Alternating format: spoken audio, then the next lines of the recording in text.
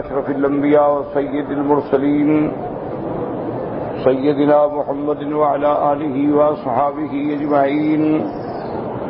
اللهم صل على سيدنا محمد وعلى آل سيدنا محمد كما صليت على إبراهيم وعلى آل إبراهيم في العالمين إنك حميد مجيد.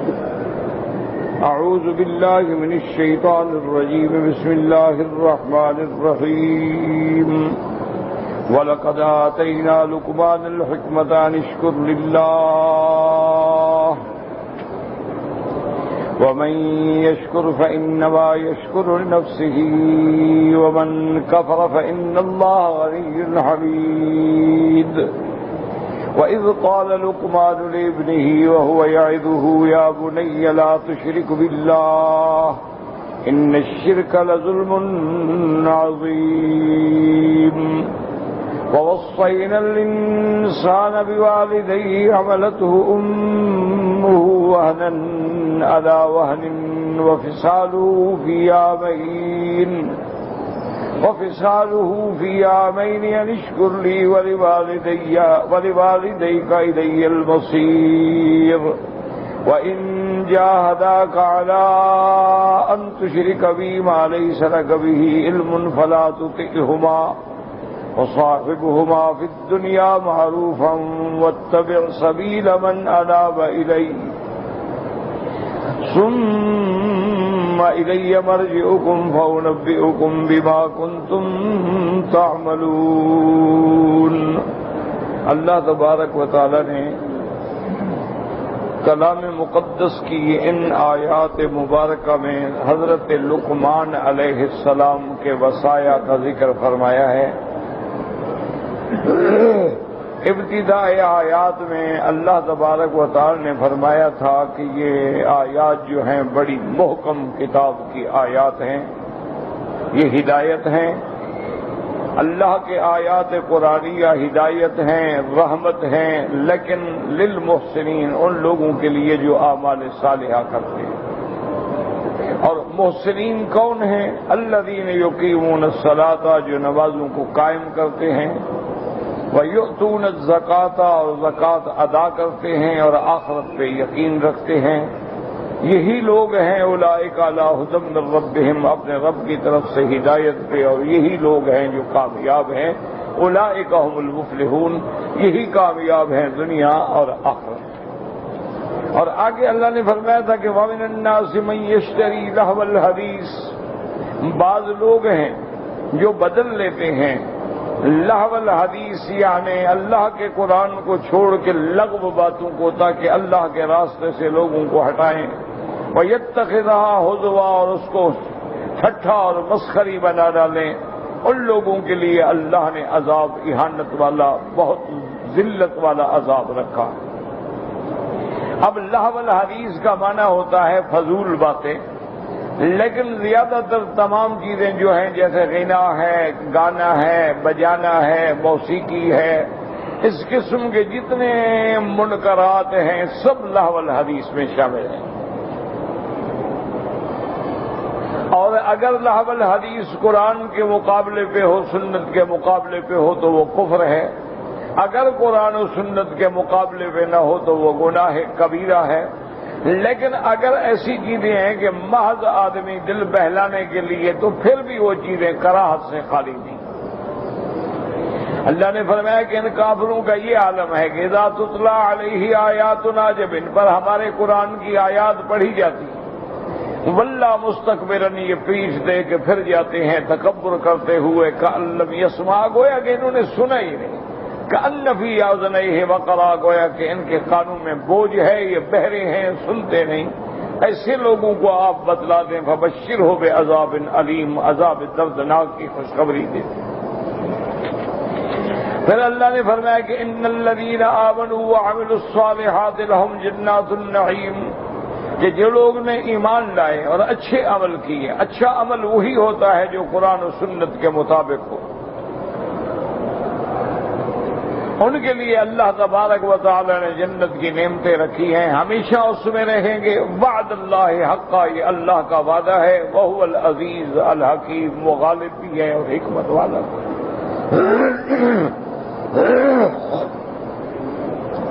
اب سوال یہ پیدا ہوتا تھا کہ دشمنوں کے لیے عذاب اور مومنوں کے لیے انعام اور ثواب جو ہے کون دے گا، کیسے ملے گا؟ اتنی بڑی جنت کس نے پیدا کی؟ فرمایا خلق السماوات بغیر عمد ترونہا، وہ ذات جس نے آسمانوں کو پیدا کیا ہے بغیر ستونوں کے جن کو تم دیکھو۔ اب اس میں دو قول ہیں، یا تو ستون ہے ہی نہیں، یا ستون تو ہیں لیکن تمہیں نظر نہیں آتے ہیں۔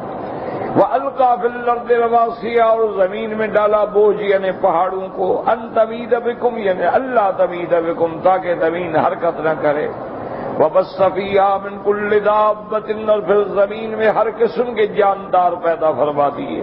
وَأَنزَلْنَا مِنَ السَّمَاءِ مَاءً، اور اتارا ہم نے آسمانوں سے پانی۔ وَأَنبَتْنَا فِيهَا مِن كُلِّ زَوْجٍ كَرِيمٍ، اور پھر زمین سے ہم نے اجائے بڑے خوبصورت منظر والی نعمتیں۔ ھذا خلق اللہ، یہ آسمان و زمین، یہ زمین کے اندر سے نباتات و اشجار، یہ ثمار و فواکہ و خضرات، ھذا خلق اللہ، ان سب چیزوں کو اللہ نے پیدا کیا۔ فَأَرُونِي مَاذَا خَلَقَ الَّذِينَ مِن دُونِهِ، جن کو تم نے میرے سوا حاجت روا مشکل کشا بنایا ہے، بتاؤ انہوں نے کیا پیدا کیا؟ فرمایا میرے محبوب بل الظالمون فی ضلال مبین، اصل بات یہ ہے کہ کافر جو ہیں یہ کھلی ہوئی گمراہی میں پڑے ہوئے ہیں۔ یہ جانتے ہیں کہ اللہ اللہ ہے، خالق خالق ہے، مالک مالک ہے، یہ مخلوق ہے۔ یہ جانتے ہیں کہ یہ بندے ہیں، یہ جانتے ہیں کہ یہ محتاج ہیں، یہ جانتے ہیں کہ یہ کھانے پینے کے محتاج ہیں، یہ جانتے ہیں کہ رہنے کے لیے زمین کے محتاج ہیں۔ یہ کیسے خدا اور حاجت روا ہو سکتے ہیں؟ لیکن اصل بات یہ ہے کہ یہ کھلی گمراہی میں پڑے ہوئے۔ اب اللہ تبارک و تعالی نے ذکر فرمایا ہے حضرت لقمان۔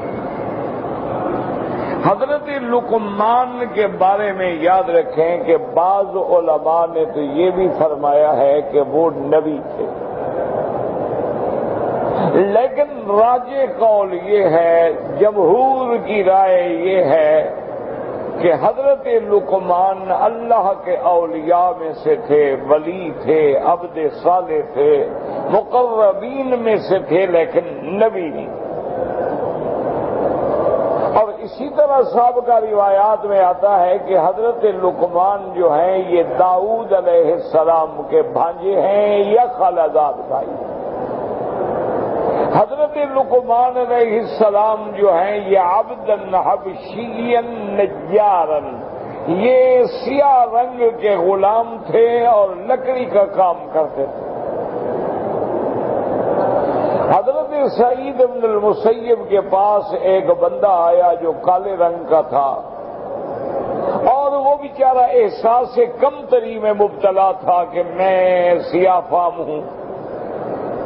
تو حضرت سعید بن المسیب نے فرمایا کہ میرا بھائی تم اپنے سیاہ فام ہونے پہ غم کر رہے ہو، بالکل غم نہ کرو۔ اللہ نے 3 ایسے سیاہ فام گزرے ہیں کہ جن کا شان اتنا اونچا کر دیا ہے کہ ایک کا ذکر تو قرآن میں موجود ہے، حضرت لقمان، وہ بھی تو کالے تھے، تم کیوں گھبرا رہے ہو کہ کالا ہے؟ اسی طرح مہجہ جو ہیں حضرت عمر کے غلام، وہ بھی سیاہ تھے، لیکن کتنا بڑی ان کی شان تھی۔ اسی طرح حضرت بلال جو ہیں وہ بھی حبشی ہیں، مؤذن رسول اللہ ہیں، وہ بھی تو کالے تھے، تو کالے ہونے میں کیا ہو جاتا؟ اور اسی لیے یاد رکھیں کہ اسلام کے نقطۂ نظر میں یہ الوان ہیں یا لسانیات کے جھگڑے ہیں یا حسب و نسب کے جھگڑے ہیں، اسلام ان کا سب سے بڑا مخالف ہے۔ اسلام نے صرف اس کو عزت و عظمتوں سے نوازا ہے جو پرہیزگار ہے، جو متقی۔ یعنی آج اگر آپ دیکھیں کہ ایک بستی میں ہم جائیں، وہاں عالم قرآن و حدیث کا ہو لیکن سیاہ فام ہے تو امام تو وہی بنے گا۔ لاکھ چودھری، خان، سردار، وڈیرے خوبصورت ہوں لیکن پیچھے کھڑے ہوں گے اور جاہل ہیں۔ اور پھر حضور پاک رحمت دو عالم نے اس لون کی الوان کی عنصریت کو ختم کرنے کے لیے اتنا بڑا فیصلہ فرما دیا خطبہ حجۃ الوداع میں. آپ نے فرمایا بعثت الی الاحمر والاسود، اللہ نے مجھے احمر و اسود دونوں کے لیے نبی بنا کے بھیجا. اسی طرح فرما دیا لا فضل لعربی علی عجمی ولا لاحمر علی اسود، کسی عربی کو عجمی پہ فضیلت نہیں اور کسی گورے کو کالے پہ فضیلت نہیں. اور اسی طرح اللہ نے قرآن میں بھی فیصلہ فرما دیا وجعلناکم شعوبا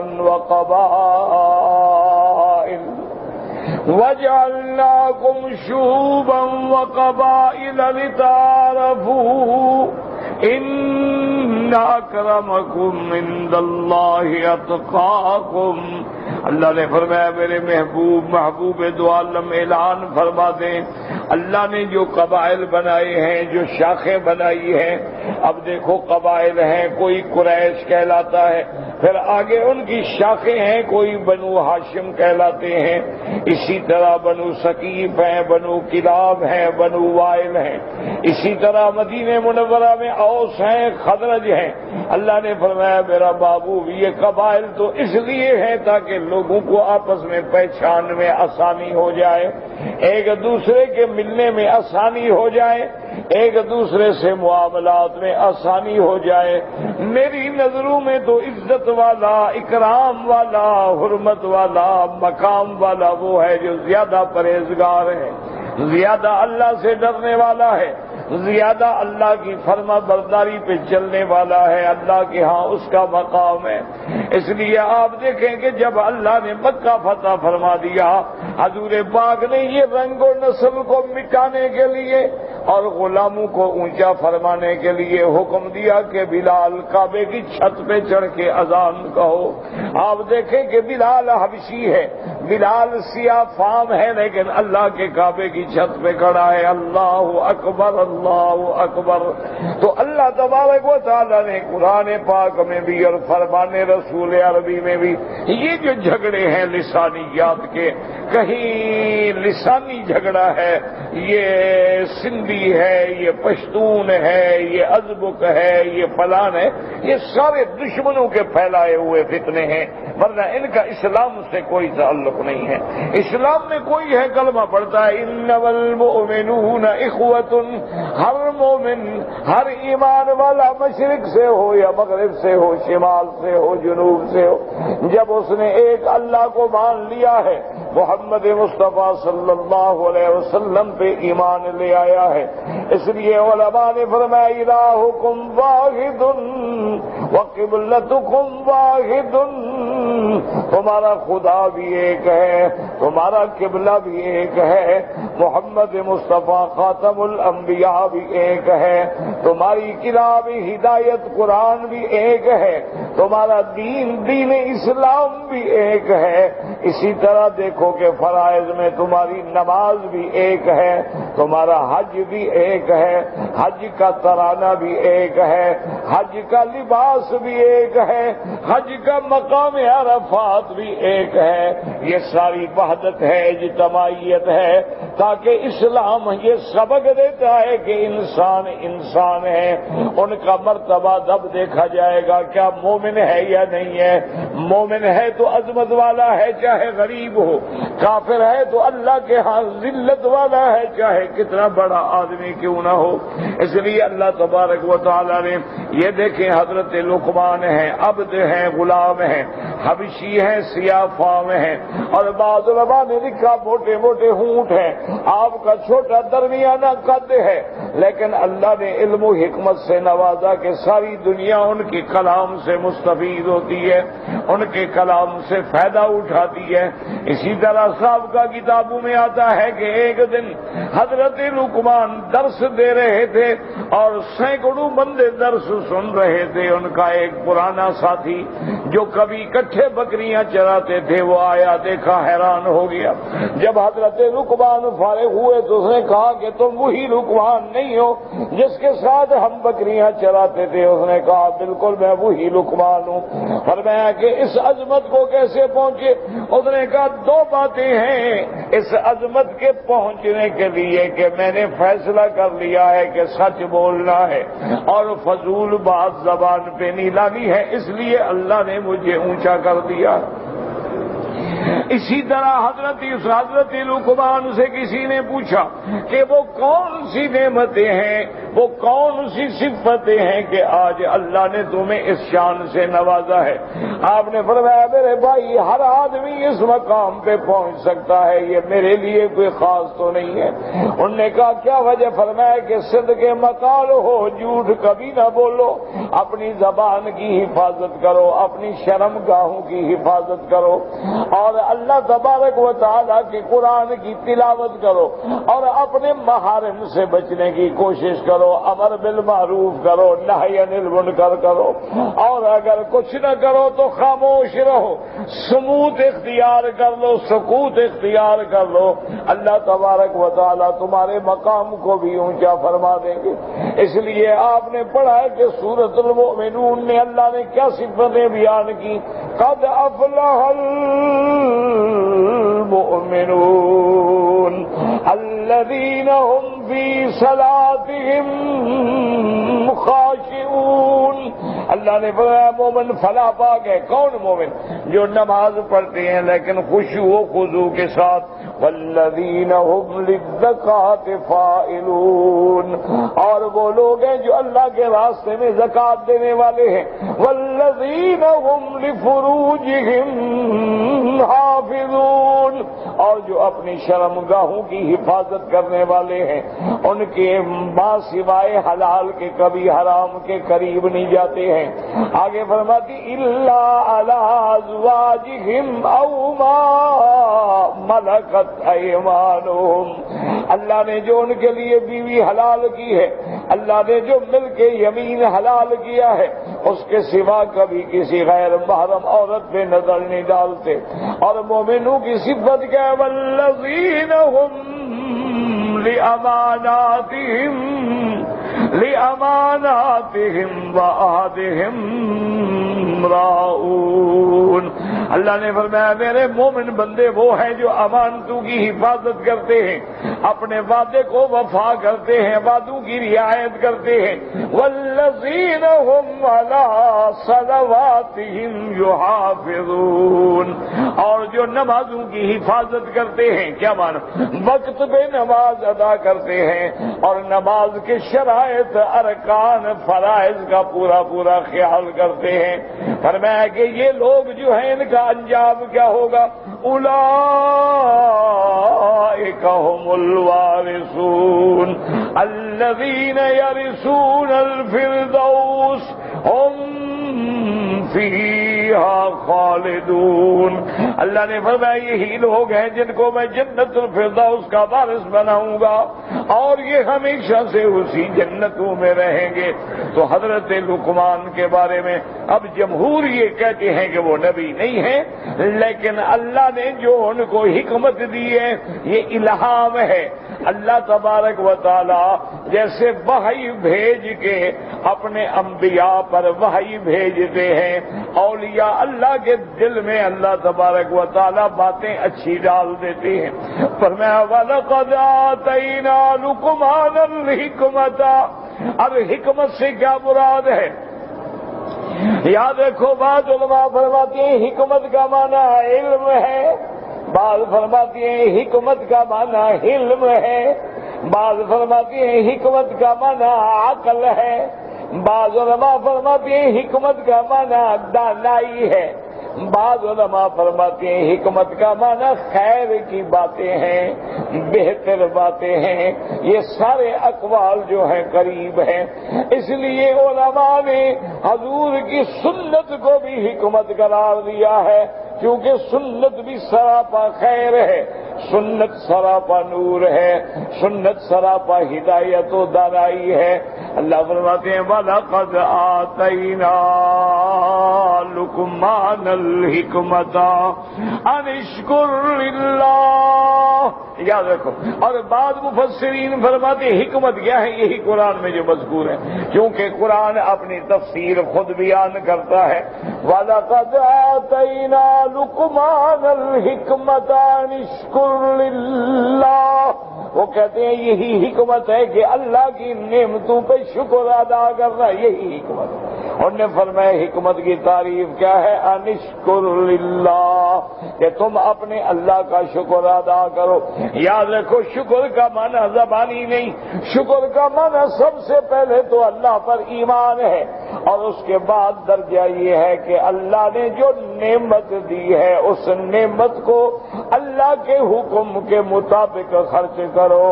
اب اللہ نے تمہیں دولت دی ہے تو یہ نہیں ہے کہ دولت کو جوئے میں خرچ کرو، دولت کو جا کے تم سود میں خرچ کرو، دولت کو جا کے زنا میں عیاشی میں خرچ کرو، نہیں، اللہ کے حکم کے مطابق خرچ کرو، تو یہ اللہ کا شکر ہے۔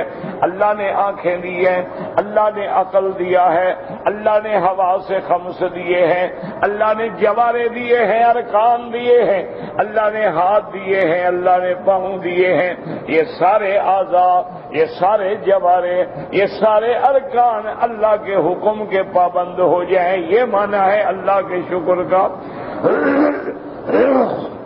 اور پھر آخری درجہ یہ ہوتا ہے کہ جب کوئی نعمت ملے کہو الحمدللہ، پانی پیو تو الحمدللہ، کھانا کھاؤ تو الحمدللہ، اسی طرح کپڑا پہنو تو الحمدللہ، اچھی چیز ملے تو الحمدللہ، یہ آخری درجہ ہے۔ اصل یہ ہے کہ جو اللہ نے نعمت دی ہے وہ اللہ کے راستے میں خرچ ہو۔ اس کی آسان مثال سمجھو، آپ نے ایک ملازم رکھا ہے، آپ اس کو 1000 ریال مہینہ تنخواہ دیتے ہیں کہ بھئی میرے اس سٹور کے چوکیداری کرنی ہے تم نے، اچھا 1000 آپ سے لے چوکیداری دوسروں کی کرے، تو آپ کہیں گے بڑا نافرمان ہے، بھائی تنخواہ ہم دیتے ہیں، کام لوگوں کا کرتا ہے۔ تو اللہ نے آنکھیں ہمیں دی ہیں لیکن ہم کام کریں اس کی نافرمانی کا، آنکھیں دینے والا رحمان، ہم کام کریں شیطان کا۔ اللہ نے ہاتھ دیے، پاؤں دیے، تو ہم بجائے رحمان کے راستے پہ چلنے کے شیطان کے راستے پہ چل رہے ہیں، یہ کیا شکر ہے؟ شکر کا معنی یہ ہے کہ ہر وہ نعمت جو اللہ دے وہ اللہ کے حکم کے مطابق خرچ۔ ایسے فرمایا وَلَقَدْ آتَيْنَا لُقْمَانَ الْحِكْمَةَ أَنِ اشْكُرْ لِلَّهِ، اور آگے اللہ نے یہ بھی بتلا دیا وَمَن يَشْكُرْ فَإِنَّمَا يَشْكُرُ لِلنَّفْسِهِ، اللہ نے فرمایا جو میری نعمتوں پہ شکر کرتا ہے وہ دراصل اپنے نفع کے لیے شکر کرتا ہے، مجھے تو کوئی ضرورت ہے، ساری دنیا نافرمان ہو جائے تو اللہ کا کیا نقصان؟ اچھا اگر تم شکر کرو گے، اللہ کا وعدہ ہے لَئِن شَكَرْتُمْ لَأَزِيدَنَّكُمْ وَلَئِن كَفَرْتُمْ إِنَّ عَذَابِي لَشَدِيدٌ، اللہ نے فرمایا جب تم میری نعمتوں کا شکر کرو گے تو میں اور بڑھا دوں گا۔ تو اگر شکر کر رہے ہو تو فائدہ تو تمہارا ہو رہا ہے، تمہارے نفس کے لیے۔ اس لیے اللہ فرماتے ہیں من کفر فعلیہ کفرہ ومن عمل صالحا فلانفسہم یمہدون، اللہ نے فرمایا جو کفر کرے گا اس کا کفر اسی پر ہے، میرا کیا نقصان، اور جو اعمال صالح کرے گا وہ اپنے نفس کے لیے اچھی چیزوں کا اہتمام کر رہا ہے۔ اس لیے فرمایا کہ وَمَن يَشْكُرْ فَإِنَّمَا يَشْكُرُ لِنَفْسِهِ وَمَن كَفَرَ فَإِنَّ اللَّهَ غَنِيٌّ حَمِيدٌ، اور جس نے نافرمانی کی اور جس نے انکار کیا، جس نے اللہ کی نعمتوں سے اعراض کیا، اللہ فرماتی ہیں کہ تیرا رب تو غنی ہے، اس کو تو کسی چیز کی پرواہ نہیں۔ یا ایھا الناس انتم الفقراء الی اللہ، تم محتاج ہو، اللہ کو تو کوئی ضرورت نہیں۔ اللہ سراپا حمد ہے، تمام کائنات اس کی حمد و ثنا بیان کرتی ہے۔ اب اللہ تبارک و تعالی حضرت لقمان کی نصیحتیں، حضرت لقمان کی وصیتیں، حضرت لقمان کا بعض و ارشاد کا ذکر فرماتے ہیں۔ وَإِذْ قَالَ لُقْمَانُ لِابْنِهِ وَهُوَ يَعِظُهُ يَا بُنَيَّ لَا تُشْرِكْ بِاللَّهِ إِنَّ الشِّرْكَ لَظُلْمٌ عَظِيمٌ۔ حضرت لقمان اپنے بیٹے کو واعظ فرما رہے ہیں، نصیحت فرما رہے ہیں، اس لیے علماء نے فرمایا کہ لازم ہے، عالم ہے، خطیب ہے، واعظ ہے، پیر ہے، مرشد ہے، استاد ہے یا عام آدمی ہے، لازم ہے کہ اپنی اولاد کو بھی واعظ کرو، نصیحت کرو۔ یہ نہیں کہ لوگوں پر تو زور لگا اور اپنی اولاد جو چاہے کرتی پھر۔ وَإِذْ قَالَ لُقْمَانُ لِابْنِهِ وَهُوَ يَعِظُهُ، آپ اس کو نصیحت فرما رہے تھے۔ سب سے پہلی نصیحت کیا ہے؟ یا بنی لا تشرک باللہ، اے میرے بیٹے اللہ کا شریک نہ بنانا، نہ اس کی ذات میں شریک بنانا، نہ اس کی صفات میں شریک بنانا۔ جیسے اللہ کی ذات میں کوئی شریک نہیں ہے، اللہ کی صفات میں بھی کوئی شریک نہیں ہے۔ سب سے پہلا سبق یہی پڑھایا گیا، کیونکہ ان الشرک لظلم عظیم، تحقیق شرک جو ہے یہ سب سے بڑا ظلم ہے۔ کیا مانا؟ کیوں اللہ نے تجھے پیدا کیا اپنی بندگی کے لیے، تو قبروں پہ سر جھکاتا ہے۔ اللہ نے حکم دیا ادعونی استجب لکم، مجھ سے پکارو میں تمہاری دعائیں سنتا ہوں، تو غیروں کو پکارتا ہے۔ اللہ نے فرمایا واسجدوا للہ، اللہ کو سجدہ کرو، تو غیروں کو سجدہ کرتا ہے۔ اللہ نے فرمایا وَلْيَطَّوَّفُوا بِالْبَيْتِ الْعَتِيقِ، سب سے قدیم گھر کا اللہ کے کعبے کا طواف کرو، تو قبروں پہ طواف کرتا ہے۔ اللہ نے حکم دیا کہ نظر، نیاز، بلانا، پکارنا، سورنا، دکھ سکھ میں حاجت روائی کے لیے کہنا اللہ کے ذات دروازے پہ ہے، تو غیروں کو کہتا ہے۔ کبھی واسطے بناتا ہے، کبھی وسیلے بناتا ہے، کبھی اسباب بناتا ہے، کبھی لوگوں کو سمجھاتا ہے یہ سجدہ عبادت کا ہے، یہ تعظیم کا ہے۔ اللہ نے فرمایا میرے بندے، جب میں نے حکم دیا کہ صرف میرا سجدہ، تو پھر بہانے بنانے کی کیا ضرورت ہے؟ جب ظلم کا معنی ہوتا ہے وضع الشیء فی غیر محلہ، کسی چیز کو اس کے غلط محل میں رکھا جائے، یہ ظلم ہے۔ تو اللہ نے پیشانی دی تھی اپنے آگے جھکانے کے لیے، ہم نے جب غیر کے آگے جھکائی تو یہی ظلم ہے۔ اس لیے کہتے ہیں ان الشرک لظلم عظیم ووصینا الانسان وَوَصَّيْنَا الْإِنسَانَ بِوَالِدَيْهِ، اللہ نے فرمایا، حکم دیا، حضرت لقمان نے سمجھایا اپنے والدین کے بارے میں خیال رکھو، سب سے زیادہ ادب احترام اپنے والدین کا کرو۔ وہ خالق حقیقی ہے، لیکن تیرے والدین تیری اسباب ظاہری تخلیق کا سبب ہے، اور سب سے زیادہ درجہ جو ہے والدین میں ماں کا درجہ ہے۔ اس لیے ایک حدیث مبارک میں جو ہے، جو صحیح حدیث مبارک ہے، ایک صحابی نے پوچھا حضور اللہ کے رسول کے بعد کس کا درجہ ہے؟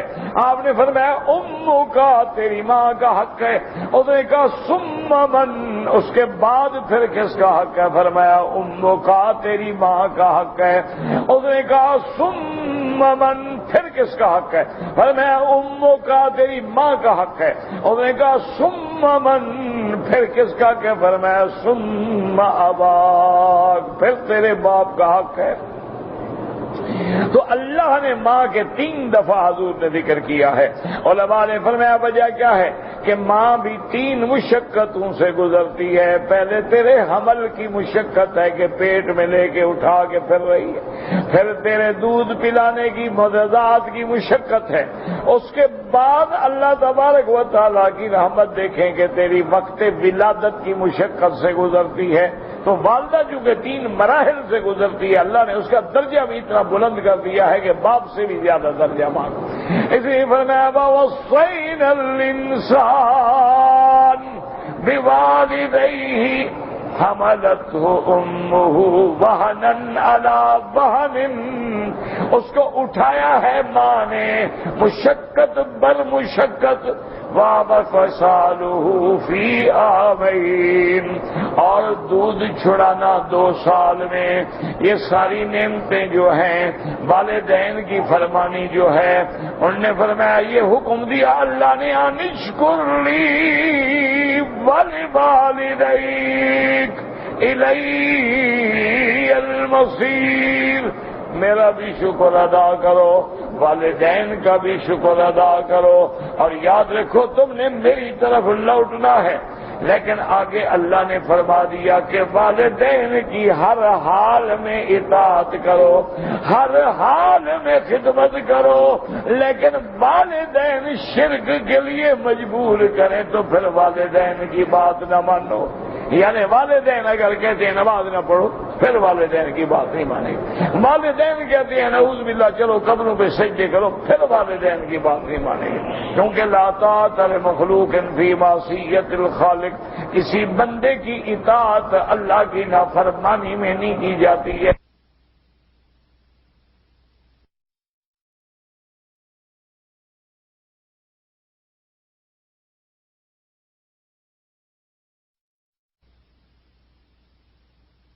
اللہ کے حکم کے تابع، اسی کہتے ہیں وَإِن جَاهَدَاكَ عَلَىٰ أَن تُشْرِكَ بِي مَا لَيْسَ لَكَ بِهِ عِلْمٌ، اگر وہ محنت کریں، مشقت کریں، کوشش کریں کہ تم اللہ کے ساتھ شریک کرو، تم کفر کرو، شرک کرو جس کا تجھے پتہ نہیں، فَلَا تُطِعْهُمَا، پھر ہرگز والدین کی بات نہ مانو۔ ہاں یہ معنی نہیں ہے ان کی بات خدا کے نبی کے خلاف نہ مانو، لیکن وَصَاحِبُهُمَا فِي الدُّنْيَا مَعْرُوفًا، لیکن دنیا میں ان کے ساتھ معاملہ بھلائی کا اختیار کرو، خدمت کرو، مال پیسہ دولت صحت بیمار، لیکن اللہ کے خلاف بات نہیں مانی۔ وَاتَّبِعْ سَبِيلَ مَنْ أَنَابَ إِلَيَّ، اور اس کے رستے پہ چلو، اس کے طریقے پہ چلو جس کا اللہ کی طرف رجوع ہے۔ ثُمَّ إِلَيَّ مَرْجِعُكُمْ فَأُنَبِّئُكُمْ، ثُمَّ إِلَيَّ مَرْجِعُكُمْ فَأُنَبِّئُكُمْ بِمَا كُنتُمْ تَعْمَلُونَ، پھر تم سب نے اللہ کی طرف لوٹنا ہے، اللہ تمہیں خبر دیں گے جو کچھ تم نے دنیا میں کیا ہے۔ خبر کا معنی فیصلہ کریں گے، عمل اچھے کیے ہیں بدلہ دیں گے، بھڑے کیے ہیں سزا دیں گے۔ مانا یہ تھوڑا کہ صرف بتا دیں گے، مانا یہ ہوتا ہے ہاں ہم تمہیں بتائیں گے، مانا ہم معاملہ کریں گے۔ اگر تیرے اعمال خیر کے ہیں تو جزا خیر سے ملے گی، اور اگر تیرے اعمال بھڑے ہیں تو اسی طرح سزا ملے گی۔ یاد رکھیں کہ یہاں 2 چیزوں کا ایک یاد رکھیں مسئلہ کہ بچے کے دودھ پلانے کی مدت کتنی ہے۔ اللہ تبارک و تعالیٰ کے قرآن پاک سے ہمیں یہی معلوم ہوتا ہے کہ والوالدات یرضعن اولادہن حولین کاملین، 2 سال۔ یہاں بھی اسی آیت میں آیا کہ وَفِصَالُهُ فِي عَامَيْنِ، دودھ چھڑانا ہے 2 سال۔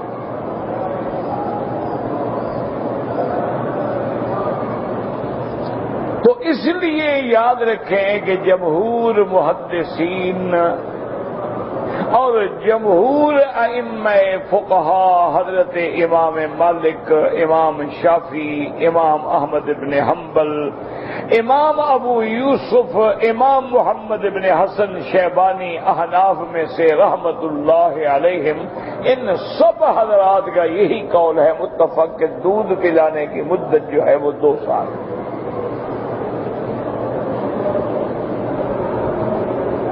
مسئلہ سمجھیں کیا مانا 2 سال؟ یعنی اگر ایک بچہ 2 دن بھی ماں کا دودھ نہیں پیتا، پھر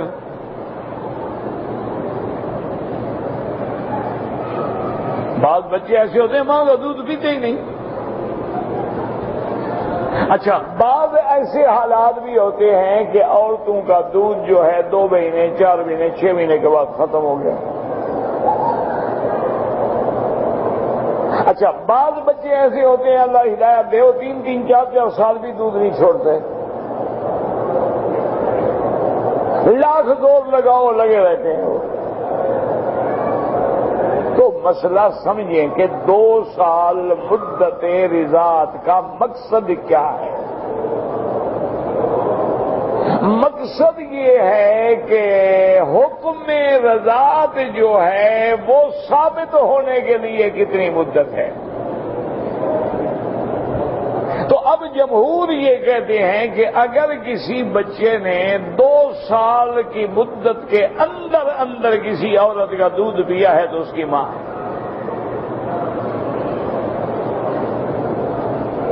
یعنی حکم رضا ثابت کب ہوگا؟ جب 2 سال کے اندر دودھ پیے گا۔ اچھا، 2 سال کے بعد بھی ہے وہ کہتے ہیں کوئی رضا نہیں۔ یہ معنی نہیں ہوتا کہ ایک بچہ 2 سال سے زیادہ دودھ نہ پیے، یا یہ معنی نہیں ہوتا کہ 2 سال سے کم دودھ نہ پیے۔ معنی حکم رضا کب ثابت ہوگا؟ اور حکم رضا ایسے ہے جیسے حکم نسب۔ کیا مانا؟ جیسے اپنی سگی بہن سے نکاح حرام ہے، جس کا دودھ بھی ہے اس کی بیٹی سے بھی نکاح حرام ہے، وہ بھی بہن کے حکم میں ہو گئی۔ تو یہ کتنی مدت میں ثابت ہوگا؟ تو یہ سارے ائمہ کہتے ہیں 2 سال۔ صرف ایک قول ہے امام ابو حنیفہ رحمت اللہ علیہ کا۔ حالانکہ امام ابو حنیفہ رحمت اللہ علیہ کے جو مایہ ناز شاگرد ہیں جن کو صاحبین کہا جاتا ہے، ابو یوسف اور ابو محمد، ان کے نزدیک بھی مدت 2 سال۔ صرف ایک قول ہے امام ابو حنیفہ رحمت اللہ علیہ کا، وہ فرماتے ہیں کہ حرمت اور مدت رضاعت جو ہے وہ 2.5 سال۔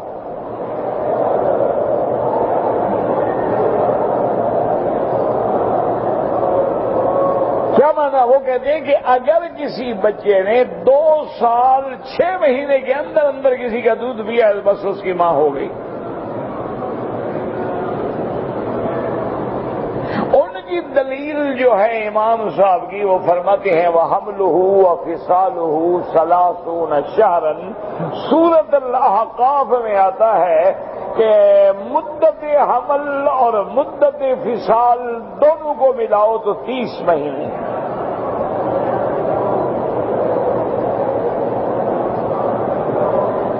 اسی لیے ایک عورت کا معاملہ آیا سیدنا عثمان غنی رضی اللہ تعالی عنہ کے زمانے میں کہ اس عورت کے ہاں 6 مہینے کے بعد بچہ پیدا ہو گیا۔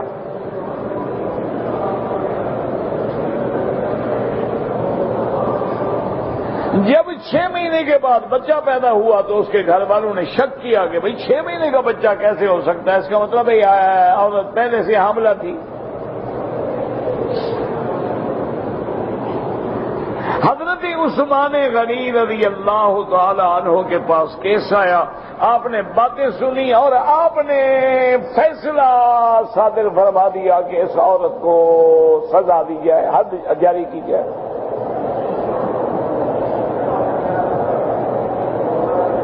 کیونکہ بچہ پیدا ہوا تھا 6 مہینے میں، سمجھیں اچھی طرح، اور ان لوگوں نے کہا کہ حضرت ہمارے بیٹے کی شادی کو 6 مہینے گزرے ہیں اور یہ بچہ پیدا ہو گیا ہے، تو صاف بات ہے کہ یہ بچہ ہمارا نہیں ہے، حرام کا بچہ ہے۔ عورت پہلے سے حمل میں تھی، ہمیں بتایا نہیں گیا، ہمیں دھوکہ دیا گیا۔ حضرت عثمان رضی اللہ تعالیٰ عنہ نے حکم دیا کہ بالکل ٹھیک ہے، 6 مہینے میں کیسے بچہ ہو گیا، لہذا حد جاری کر دی جائے۔ حضرت علی رضی اللہ تعالی عنہ کو جب پتہ چلا تو حضرت علی رضی اللہ تعالی عنہ فوراً آئے حضرت عثمان کی خدمت میں۔ آپ نے فرمایا امیر المومنین کیا کر رہے ہو؟ انہوں نے کہا بھائی 6 مہینے کا بچہ پیدا ہو گیا، حد جاری نہ کروں تو کیا کروں؟ بالکل نہ کرو حد جاری۔ اللہ قرآن میں کہتا ہے کہ حملہ و فصالہ 30 شہرا، کہ مدت حمل اور مدت فصال جو ہے 30 مہینے ہے، تو اگر ہم 2 سال لگا لیں دودھ پلانے کے تو 6 مہینے حمل کے رہ گئے، تو 6 مہینے کا بھی حمل ہوتا ہے۔ تو آپ کیسے حد جاری کر رہے ہیں؟ انہوں نے فرمایا کہ 6 مہینے کا بھی عمل ہو سکتا ہے، جب قرآن کہہ رہا ہے۔ ادھر قرآن کہتے ہیں کہ فصالہ فی عامین، ادھر قرآن کہہ رہا ہے حملہ و فصالہ 30 شہرا۔ تو اگر 2 سال ہم نکال لیں دودھ کے تو باقی کتنے بچیں گے؟ 30 مہینے میں سے 2 سال نکل گئے، باقی 6 مہینے۔ تو اس کا مطلب ہے کہ 6 مہینے کا بچہ بھی ہو سکتا ہے۔ اور اللہ کی شان دیکھیں کہ اسی پر تمام اطباء اور حکماء کا بھی اتفاق ہے کہ کم سے کم مدت حمل جو ہے وہ 6 مہینے بھی ہو سکتی ہے۔ اچھا، زیادہ سے زیادہ مدت حمل میں اختلاف ہے۔ بعض علماء فرماتے ہیں 1 سال، بعض ائمہ فرماتے ہیں 2 سال، بعض ائمہ فرماتے ہیں 3 سال، بعض ائمہ فرماتے ہیں 4 سال تک بھی بچہ ماں کے پیٹ میں رہتا ہے، بعد میں پیدا ہوتا ہے۔ اب جناب مسئلے کو سمجھیں کہ مثلاً اگر ہم لگائیں کہ ایک بچہ عام طور پہ پیدا ہوتا ہے 9 مہینے کے بعد، ٹھیک ہے، 9 مہینے کا اگر حمل گن لیں تو 30 مہینے میں سے 9 چلے گئے، باقی کتنی رہے؟ ہاں جی، باقی 21، ٹھیک ہے، ہاں جی 21 مہینے بچ گئے۔ تو اب مدت 9 مہینے حمل ہو گیا، دودھ کا کتنا بن گیا؟ تو 2 سال سے تو بڑھ گئے آپ۔ اچھا، اگر بفرض محال یہ تو 2 سال تب لگائیں گے جب مدت حمل پوری 1 سال ہو۔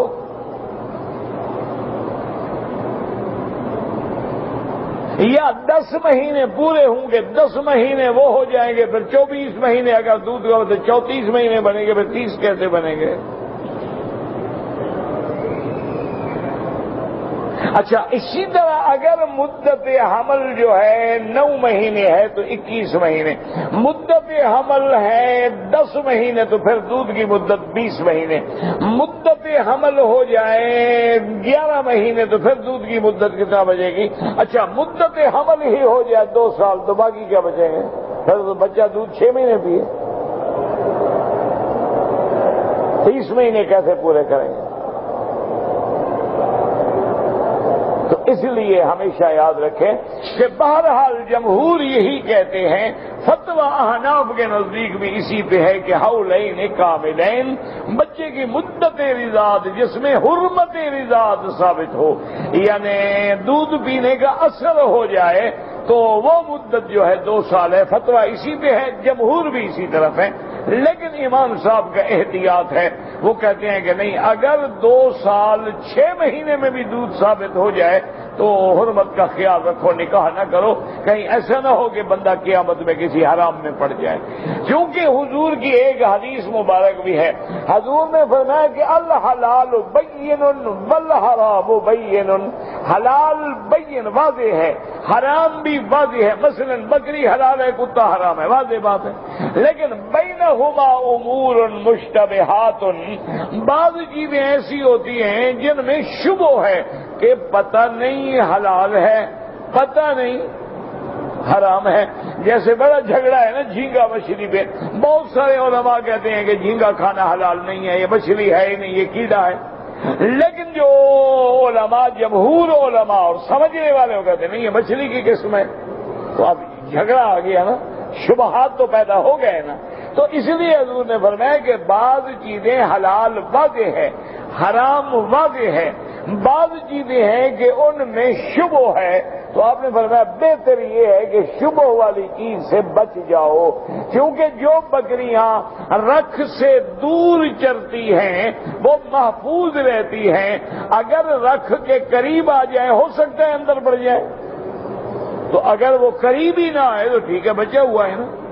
ایک آدمی مکروہ سے بھی بچ رہا ہے تو حرام سے تو خود بچا ہوا ہے نا وہ، لیکن اگر کہتے یار چھوڑو یار مکروہ ہے نا، حرام تو نہیں ہے نا، مکروہ چیز ہے حرام تو نہیں نا بابا، تو مکروہ کے پاس آتے آتے حرام میں بھی پڑ جائے گا۔ تو امام صاحب کی صرف احتیاط ہے، ورنہ فتویٰ ان کا بھی اسی پہ ہے کہ مدت رضا جو ہے 2 سال ہے۔ بعض حضرات سمجھتے نہیں ہیں تو بلا وجہ پھر امام صاحب پہ چڑھائی کر دیتے ہیں۔ اللہ تبارک و تعالی ان کو بھی اور ہمیں بھی اور ہر مسلمان کو ہدایت دے، کیونکہ امام صاحب بہت سخت ہیں، جہاں حلال حرام کا مسئلہ آ جائے پھر امام صاحب بڑی احتیاط کرتے ہیں کہ بھئی کیا ضرورت ہے ہم بلا وجہ حرام میں پڑ جائیں، کیوں نہ احتیاط کر لیں۔ اللہ پاک آپ کو بھی ہمیں بھی صحیح معنوں میں کتاب و سنت میں چلنے کی توفیق دے، واللہ اعلم۔ کہتے جی کہ نماز میں برے خیالات آتے ہیں، جب اللہ نے معاف کر دیا ہے تمہیں فکر کرنے کی کیا ضرورت ہے؟ ایک بات سمجھو، نماز میں برے خیال خود نہ لاؤ، خود لاؤ گے تو نماز خراب ہو جائے گی، اگر تم نہیں لاتے ویسے پڑھ رہے ہیں وہ اللہ نے معاف کیے۔ اور علاج یہ ہے کہ قرآن پہ الفاظ پہ غور کرو، جو پڑھ رہے ہو اس لفظوں پہ غور کرو تو انشاءاللہ خیالات سے بچ جاؤ گے۔ اگر کوئی غلط خیال آئے بھی تو دماغ میں جھٹک دو اور اپنی توجہ نماز کی طرف کرو۔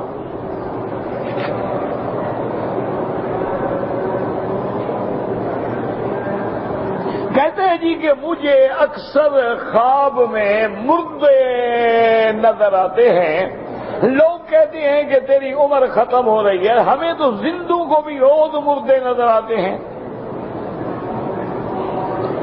بھئی خواب دیکھنے کا زیادہ اثر ہے یا جاگتے میں دیکھنے؟ ہر نماز کے بعد جو مردے دیکھنے میں سارے مرنے جاتے ہیں، یہ کوئی عقل کی بات ہے؟ معنی یہ ہے کہ تمہیں ہدایت کی جاتی ہے کہ تیرا دل سخت ہے، اللہ کے ہاں اس کے اندر رقت پیدا نہیں ہوتی، تم قبرستان میں جا کے زیارت کرو اور اللہ سے ڈرو تاکہ تیرے دل جو ہے اللہ کی طرف زیادہ مائل۔ یہ تھوڑا ایک عمر کا وقت مقرر ہے، نہ مردے دیکھنے سے کم ہوتی ہے نہ زیادہ ہوتی ہے۔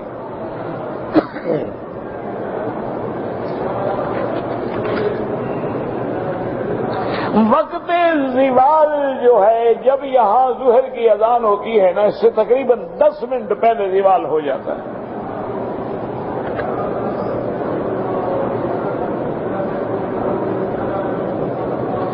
حدیث شریف میں آتا ہے کہ جو شخص روزانہ 1000 درود پڑھے گا مرنے سے پہلے اللہ اس کو جنت کا مقام دکھائیں گے۔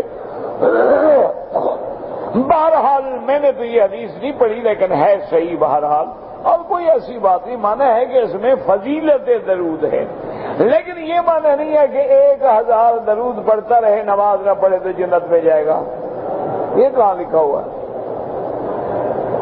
یہ تو اضافی عبادتیں ہیں، فرائض کا پابند ہو پھر درود فائدہ دے گا، اگر فرائض اللہ کا پابند نہیں ہے 1 کروڑ دفعہ درود پڑھے تو کوئی فائدہ نہیں۔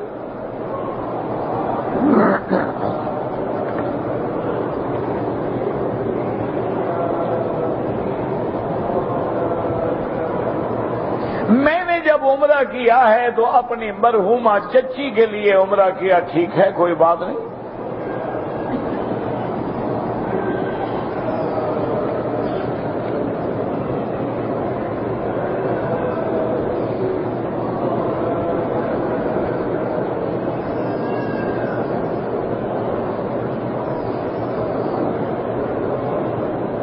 کہتے تھے کہ ہم تھکے ہوئے جہاز میں تھے، احرام کی چادریں بھی ہمارے ہاتھ میں تھی اور نیت یہ تھی کہ انشاءاللہ ہم جہاز جب میقات کے قریب جائے گا احرام باندھ لیں گے، لیکن ہمیں نیند آ گئی، سو گئے، احرام نہیں باندھا، جدے آ گئے۔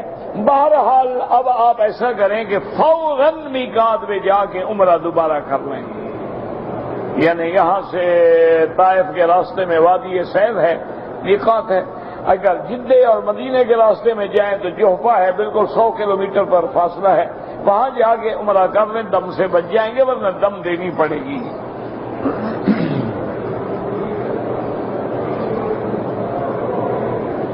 کہتے جی کہ اگر عورت حاملہ ہو جائے تو میاں بیوی مل سکتے ہیں؟ بالکل مل سکتے ہیں۔ اگر ڈاکٹر نے منع نہیں کیا ہے، عورت بیمار نہ ہو، تو حمل میں ملنا شریعت میں تو کوئی منع نہیں۔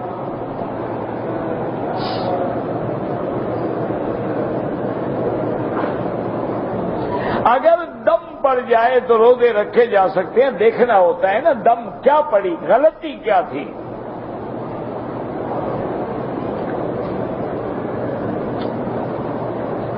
امام بخاری کا نام ہے محمد ابن اسماعیل رحمہ اللہ تعالی، کتاب کا نام ہے الجامع الصحیح۔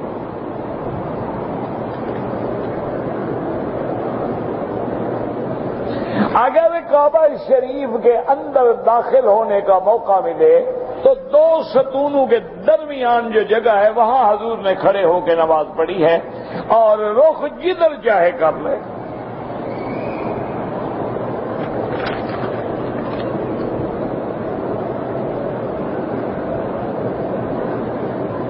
کہتے جی کہ ہمارے لوگ جو ہیں وہ بیوی کو 3 دفعہ طلاق دیتے ہیں، ایسے بہت زیادتی کرتے ہیں، خلاف سنت کرتے ہیں، اللہ کے نبی کی مخالفت کرتے ہیں۔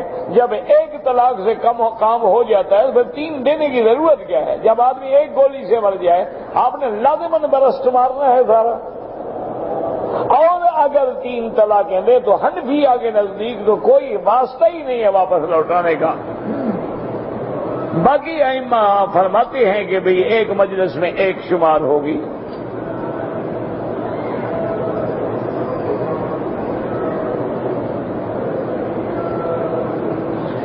میں ایک کمپنی میں ملازم ہوں، تنخواہ کا حصہ جمع کرتا ہوں، جب سال ختم ہوتا ہے میری رقم کی 1 تنخواہ ہر سال باقی رہتی۔ بابا جو پیسے سال گزرنے پر تیرے پاس موجود ہیں زکات دو، تنخواہ باقی ہے نہیں ہے وہ تمہیں نہیں ملی، بس بات ختم ہو گئی۔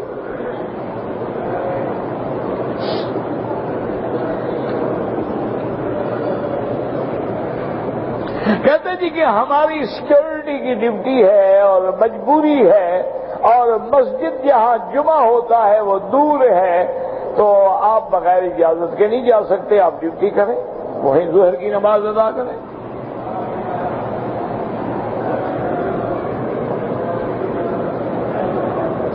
آپ اپنے اساتذہ کا نام بتلائیں، میرا کوئی ایک استاد ہو تو بتلاؤں، بہت استاد ہیں۔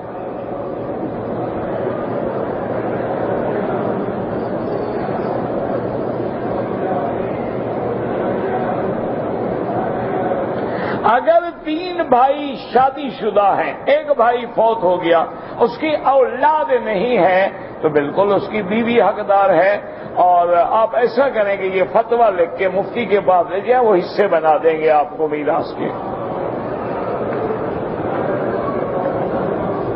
دیکھنا ہوگا نا، بیوی تو فوت زندہ ہے، اس کا باپ بھی زندہ ہے، ماں بھی زندہ ہے، نہیں ہے، بھائی کتنے زندہ ہیں، سب دیکھنا ہوگا نا۔ اگر کوئی آدمی حرم میں داخل ہو، طواف کا موقع نہ ملے تو 2 رکعت پڑھ لے۔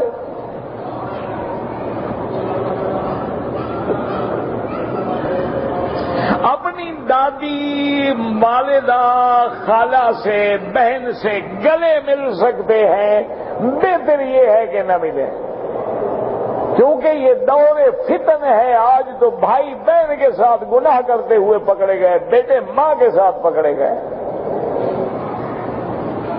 آخر کوئی حکمت تو ہے نا کہ حضور نے فرمایا جب بچہ 10 سال کا ہو جائے اس کا بستر الگ کر دو، تو کوئی وجہ ہے نا۔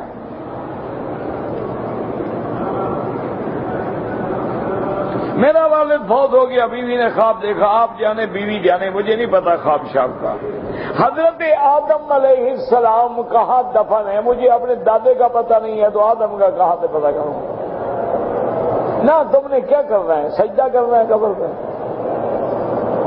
آدم کی قبر تمہیں مل جائے کیا کرو گے؟ اکھاڑ کے لے جانا ہے، کرنا کیا ہے؟ اللہ عالم کہاں قبر ہے؟ ایسے لوگ کہہ دیتے ہیں جدہ میں ہے فلاں، لیکن کوئی تحقیق نہیں، اللہ کے علم میں ہے۔ اگر ہم حتیم کے اندر 2 رکعت واجب الطواف پڑھیں، بالکل پڑھیں۔ 12 ربیع الاول کے دن روزہ رکھنا کوئی حکم نہیں۔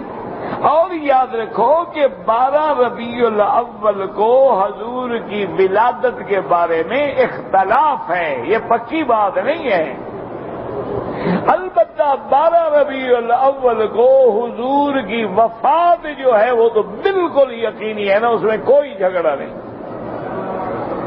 لیکن ولادت کے بارے میں جو صحیح روایات ہیں وہ 9 ربیع الاول ہے، نہ کہ 12 ربیع الاول۔ کیونکہ اگر آج کمپیوٹر کا زمانہ ہے، اگر ہم 1427 سال پیچھے جائیں اور ڈیٹے نکالتے جائیں تو 12 ربیع الاول کو سوموار بنتا ہی نہیں۔ حضور کیسے پیدا ہوئے 12 ربیع الاول کو؟ باقی یہ رواج کہ روزہ رکھیں یا اس دن عبادت کریں، یہ بالکل غلط ہے۔ سارا مہینہ عبادت کرو، ربیع الاول کا پورا مہینہ عبادت کرو۔ ایک دن روزے رکھنے کے بجائے پورا ربیع الاول کا مہینہ روزے رکھو۔ خون لگا کے، جھنڈی لگا کے شہیدوں میں شامل نہ ہوں نا۔ اگر ربیع الاول کا احترام ہے پورا مہینہ روزے رکھو، کون منع کرتا ہے؟ پورا مہینہ عبادت کرو، پورا مہینہ درود شریف پڑھو۔ یہ کیا ہے کہ صرف 12 ربیع الاول کو پڑھنا ہے، آگے پیچھے تمہیں حضور سے محبت نہیں ہوتی؟ اللہ پاک ہمیں صحیح محبت عطا فرمائے۔ ربنا تقبل منا انك انت السميع العليم وتب علينا انك انت التواب الرحيم۔ اللهم اجعل لنا وللمسلمين من كل هم فرجا ومن كل ضيق مخرجا ومن كل بلاء عافية۔ اللهم اشفنا واشف مرضانا وارحم موتانا واستجب دعاءنا ولا تخيب رجاءنا برحمتك يا ارحم الراحمين۔ صلى الله تعالى على خير خلقه سيدنا محمد وعلى آله وصحبه أجمعين۔ اللهم صل على سيدنا محمد وعلى آل سيدنا محمد كما صليت على إبراهيم وعلى آل إبراهيم